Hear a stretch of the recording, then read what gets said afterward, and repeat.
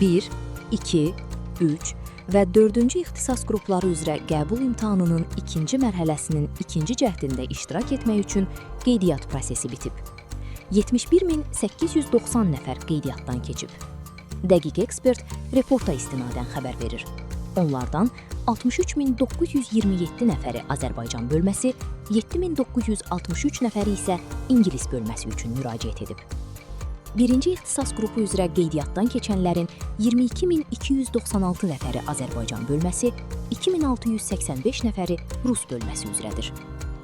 İkinci ixtisas qrupu üzrə 16.945 nəfər qeydiyyatdan keçib.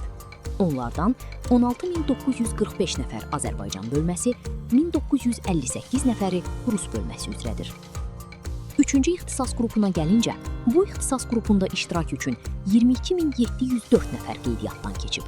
Onların 20.248-i Azərbaycan bölməsi, 2.456 nəfəri Rus bölməsi üzrə müraciət edib.